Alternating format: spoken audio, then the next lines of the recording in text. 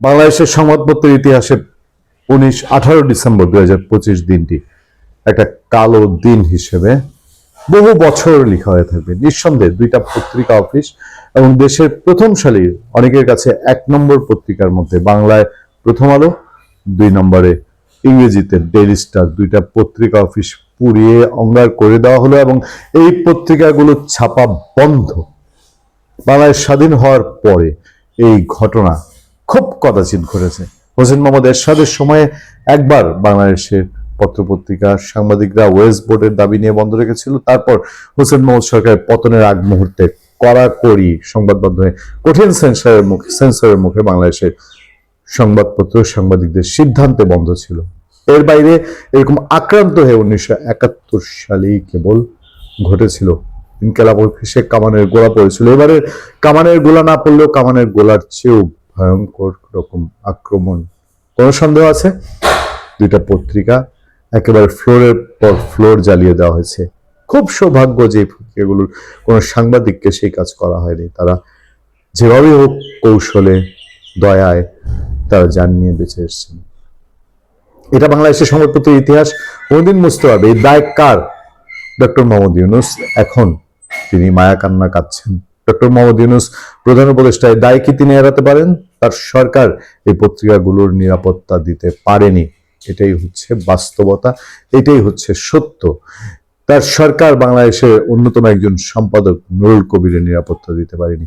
প্রথম আলো, daily star শুধু এখন বাংলাদেশের না, বিশ্ব পরিমণ্ডলে পরিচিত সংবাদ মাধ্যম। সেগুলোকে যদি বলি যে যারা করেছে তারা হুট করে করেছে। ডক্টর ইউনূস সরকারের গোয়েন্দারা তারা কি করেছিলেন? তারা কি জানতে পারেননি শাহবাগ থেকে যে মিছিল আসছে সে মিছিল কি করতে পারে? যা ছিল না সেটুকু প্রতিরোধের মেকানিজম। এখানে তো 5 আগস্টের মতো লক্ষ লক্ষ মানুষ ছিল না। সর্বসা করলে শেষে গিয়ে কয়েক হাজার মানুষ হলেও হতে পারে, প্রথমে শত শত ছিল। সেই মানুষগুলোকে ফেরাতে পারলো না, তারপর গিয়ে দাঁড়ালো আইন শৃঙ্খলা বাহিনী। কি লাভ হলো তাতে? দেখেন, এই পত্রিকা বন্ধ নিয়ে ইতিমধ্যেই চারদিকে আলাপ আলোচনা, খুব তুখর আলাপ আলোচনা চলছে।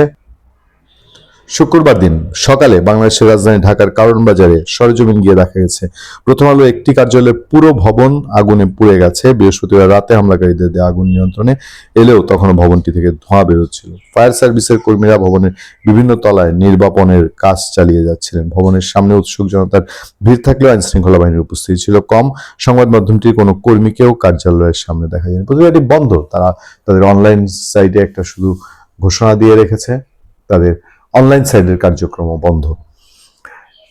সেখান থেকে ফার্মগেট ইংরেজি দৈনিক ডেইলি স্টারের কার্যালয়ে গিয়ে অবশ্য কিছুটা ভিন্ন চিত্র দেখতে পান বিবিসি বাংলার সংবাদদাতা। কার্যালয়টির সামনে র্যাব, পুলিশ ও আইন শৃঙ্খলা বাহিনীর অবস্থান দেখা গেছে। তবে এই ভবনটিও ভাঙচুর ও অগ্নিসংযোগের কারণে কাজের অনুপযুক্ত হয়ে পড়েছে। দুটি তলা আগুনে পুড়ে গেছে, গুঁড়িয়ে দেওয়া হয়েছে সমস্ত আসবাব। ভবনের ভেতরে ঢুকে দেখা যায় সংবাদ মাধ্যমের প্রশাসন ও মানব সম্পদ বিভাগের কয়েকজন কর্মী ক্ষয়ক্ষতির চিত্র বোঝার চেষ্টা করছেন। তারা জানান উপরের তলাগুলোতেও ঢুকে ভাঙচুর করা হয়েছে। ভবনের সামনে দাঁড়িয়েছিলেন পত্রিকাটির একজন ফটো জার্নালিস্ট। তিনি জানান তাদের ক্যামেরা, লেন্স, হার্ড ড্রাইভ লুটপাট করে নিয়ে গেছে হামলাকারীরা। দীর্ঘদিনের আর্কাইভ ও জরুরি ডকুমেন্টস নষ্ট হয়ে গেছে।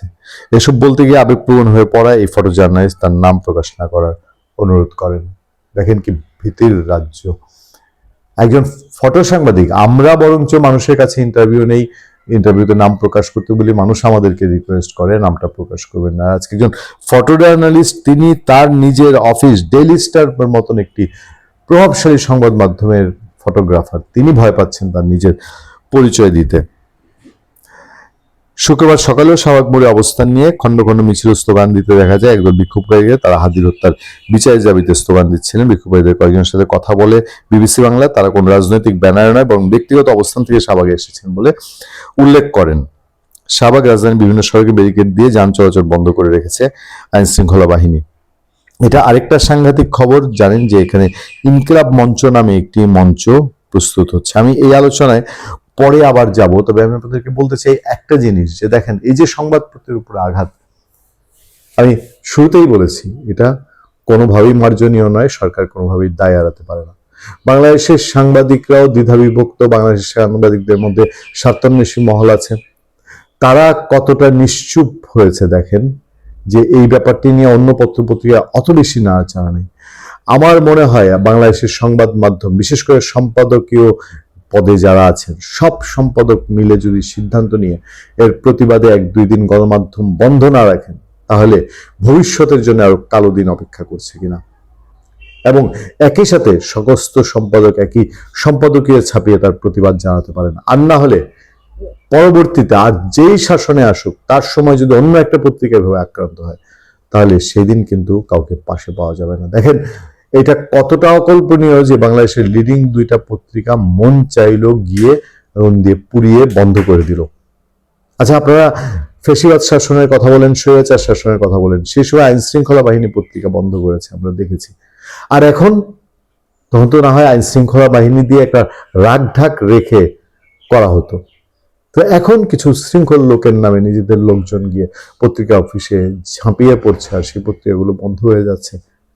সত্যি কি বিষয়গুলো মিরাকেল না?